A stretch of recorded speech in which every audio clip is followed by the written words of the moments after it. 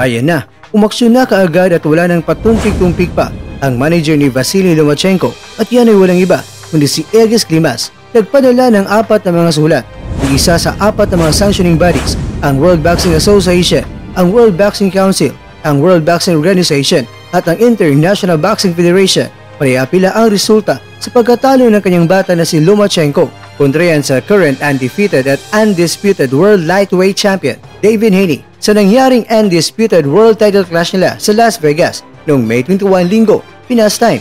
Ang katungkulan ni Klimas mga kwento bilang manager ay talagang ginampanan niya kaagad at handa niyang ipaglaban ang kanyang alagang buksingero. Kaya alam naman natin na pambira lamang ang ganitong pagkakataon ng manager talaga ay handang ipaglaban o ano nga ba talaga ang nararapat sa kanyang buksingero. Kaya naman marami ang nagtatanong o ano nga ba ang punto o kagustuhan ng Team Loma sa resulta ng laban. Bakit sila ay umapila? Mababaliktad ba ang resulta at si Loma na ang maging undisputed world lightweight champion? Well, ang kasagutan dito mga kwento ay hindi po ganyan ang gusto ng mangyayari ng manager ni Loma. Hindi na nakasentro ang pag-apila nila ngayon para baliktarin ang resulta dahil ang tanging gusto lang nila ay mabigyan ng pagkakataon na muling magkaharap sina Loma at Haney para may chance pa rin na makuha ni Loma ang 4 na mga major belts dahil yan pa rin ang target ng Team Loma na kukunin. Kaya umapila sila ay kasaka agad ang force rematch nila ni Haney at ni Loma at para mangyari yan ay kinakailangan na gawing mandatory challenger agad si Loma sa 4 na mga sanctioning bodies para walang ibang buksingero ng 4 na mga sanctioning bodies ang iepal pa para hamunin itong si Haney. Kaya naman sa ngayon, ito ang katanungan na kinakailangan na masagot. Papayag kaya ang 4 na mga sanctioning bodies sa kagustuhan ng Team Loma at higit sa lahat, papayag rin kaya o kakasa kaya si Haney na makasagupan niyang muli itong si Loma dahil umuusad pa mga kwento ang proseso sa pag-apila ng Team Loma. Kaya sa ngayon ay atin nilang pangungunahan ang mga posibilidad. Ulitin ko po mga kwento ang mga posibilidad na mangyayari. Dalawang parte po kasi dito ang involved. Una, ang 4 na mga sanctioning bodies at ang pangalawa ay ang Team Haney. Unahin natin mga kwento ang 4 na mga sanctioning bodies. Siyempre, dalawa lang po ang maaaring isasagot nila. Yes or no? Alangan naman sasabihin nila na maybe, di ba? Kung sasabihin nila na no, hindi na malaga malaman kung ano pa ang rason nila. Basta pag sinabi nilang no ay no na yan talaga at wala nang magagawa dyan. Pero sige, sasabihin nilang natin na nag-yes. Papayag sila. Pero may pero pa rin dyan mga kwento. Dahil nakasalalay pa rin ito sa pangalawang rason, ang Team Haney. Hindi tayo nakakasiguro nakakasapa ng rematch itong si Haney. Dahil kahit na nga post-fight conference ay hindi binanggit ni Haney na gusto niyang pagbigyan si Loma kung sakaling gusto ng rematch. At ang tanging nabanggit lang ni Haney ay kakalabanin niya itong si Gervonta Davis o di kaya itong si Shakur Stevenson. Pero batay sa payag ni Haney, parang gusto rin niya na maranasan na kumita ng malaki tulad sa bakbakan nila ni Ryan Garcia at ni Gervonta Davis. Kaya mas interesado itong si Haney na harapin itong si Davis, lalong-lalo na si Davis ay free agent ngayon.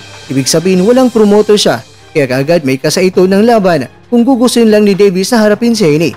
Kaya kahit pa ikasa ang force rematch nila ni Loma at ni Haney ng 4 na sanctioning bodies, pero sa kagustuhan ni Haney na kumita ng limpak-limpak na salapi, masasabi natin na handa niyang bitawan ang kanyang mga world title belts para lang makasayaw itong si Davis sa ibabaw ng lona o di kaya aakyat na siya ng mas mataas na timbang.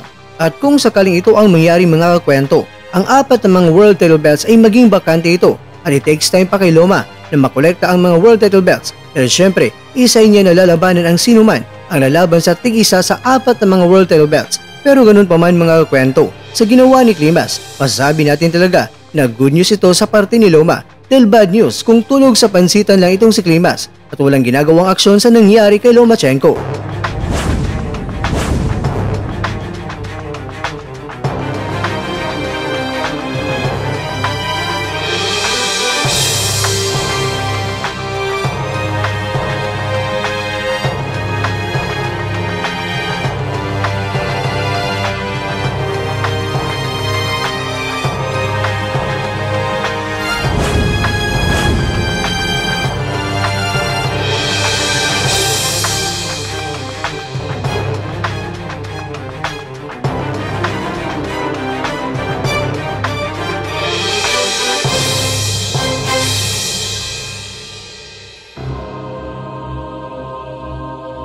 Mga kakwento, kung sakaling walang problema sa Team Haney at okay rin ang 4 major sanctioning bodies, ang force rematch ay talagang mangyayari. Kaya ang tanong, sa tingin nyo, part 2 ba ng sinaing na bigas ang mangyayari sa Las Vegas? O di kaya maging matino na ang mga hurado dahil ayaw na nilang magkamali pa dito at makaiwas ang mga hurado sa batikos ng mga boxing fans sa buong mundo.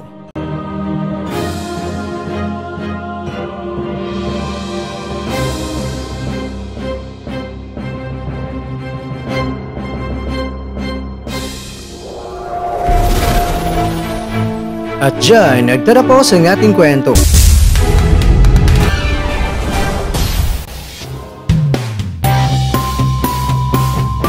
Maraming salamat mga kakwento sa inyong panunood. Pero baka naman mga kakwento ay nagustuhan niyo po ang kwento natin ngayon. Baka pwede niyo po akong mabigyan dyan ng like. At kung di mo pa nagawa ito yaba, gawin mo na. Please subscribe to Kwentong Di Pa Na Kwento. Alright. Like, share, and subscribe.